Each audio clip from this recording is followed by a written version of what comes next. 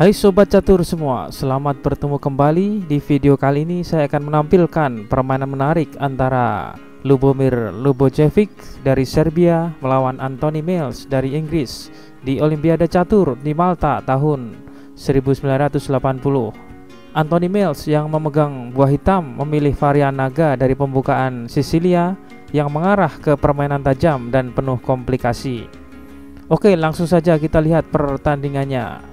Putih yang dipegang oleh Lubojevic memulai dengan E4, dianggap sebagai langkah pembukaan paling populer yang dipilih putih karena memungkinkan langkah cepat pengembangan menciptakan tekanan maksimum pada hitam. Dibalas Anthony Mills dengan C5. Sisilia adalah salah satu balasan paling populer karena mengarah ke posisi kompleks dengan kemungkinan serangan balik. Kuda F3, D6, D4, C kali D4, kuda kali D4, kuda F6, kuda C3, G6. Ini adalah variasi naga, adalah salah satu variasi paling tajam di Sisilia. Gajah hitam Fianchetto memberikan peluang kontra yang bagus untuk tekanan efektifnya di diagonal A1 H8. Kemudian putih memainkan gajah E3. Dari sini gajah memperkuat kuda D4 dan memungkinkan langkah menteri ke D2 diikuti oleh gajah H6 untuk menghilangkan gajah Fianchetto hitam yang kuat. Gajah G7 merupakan bagian paling penting untuk hitam dalam varian dragon. Sejak putih biasanya rokade di sayap menteri, gajah ini akan mensurvei B2 dan C3 dari posnya di G7. Seringkali ini merupakan faktor penting dalam serangan balik hitam. F3, tautan penting dalam formasi menyerang yang diinginkan putih. F3 ini mencegah gajah dan kuda hitam ke G4 dan membentuk alat bantu untuk digunakan pion sisi sayap raja untuk melakukan serangan dengan G2 ke G4 dan H2 ke H4 dan kemudian ke H5. Kuda C6 memberikan lebih banyak tekanan ke D4. Menteri D2 merencanakan rokade dan menempatkan gajah ke H6. Rokade pendek menyelesaikan pengembangan sayap rajanya. Gajah C4, gajah dengan diagonal menyerang yang sangat baik, juga sering membantu mempertahankan sisi rokade setelah melangkah ke B3. Gajah D7 membersihkan lajur C untuk ditempati benteng. Perhatikan bahwa hitam langsung menyerang putih melalui lajur setengah terbuka ini setelah putih melakukan rokade panjang. Oke, kita lanjutkan. Putih langsung melakukan langkah agresif dengan H4 mengancam ke H5, membongkar perisai hitam. Benteng C8, hitam mengancam menang satu perwira. Perhatikan bahwa kelemahan putih ada di sepasang gajahnya. Gajah C4 tanpa pengawalan dan menteri harus mengawal kuda D4 dan gajah E3. Hitam mengancam kuda pukul kuda D4 dan wajib dipukul menteri karena menteri ini harus mengawal gajah C4 dari benteng hitam. Setelah itu kuda hitam ke G4 melakukan discover attack ke menteri sekaligus melakukan tekanan gajah E3. Setelah itu hitam melakukan pertukaran di E3 dan memukul gajah C4 yang tidak terkawal dan unggul satu perwira. Oleh karena itu putih melangkah gajah B3 menghindari dari ancaman tersembunyi benteng hitam. H5 mencegah majunya pion putih H. Rokade panjang. Sekarang dengan kedua belah pihak telah melakukan rokade dan berkembang dengan baik, maka babak middle game dimulai. Kuda E5 menuju pos terdepan di C4 dengan di backup benteng strategis yang penting dalam semua varian Sisilia. Gajah G5 memindahkan gajah ke posisi yang lebih agresif sekarang setelah kuda hitam tidak lagi menekan D4 akibat telah berpindah ke E5. Benteng C5 bersiap untuk menggandakan lajur C dan memberikan dukungan serangan dengan pion maju ke B5. F4 mengancam kuda dan melakukan penguasaan terhadap sentrum.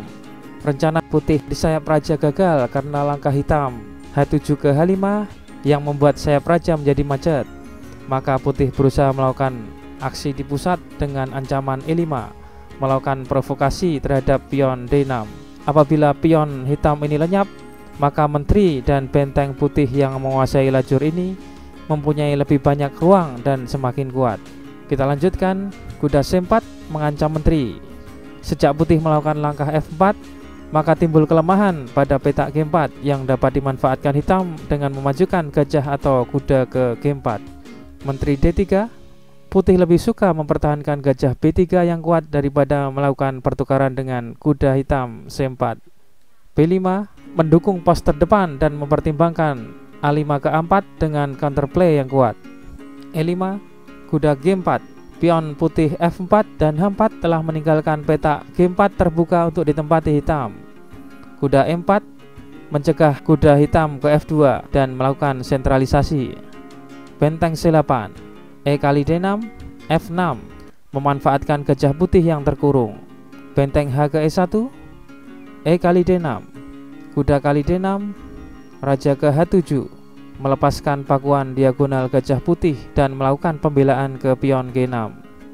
F5, apabila putih memukul benteng, maka hitam balik mengancam kuda ke F2 juga mendapatkan benteng.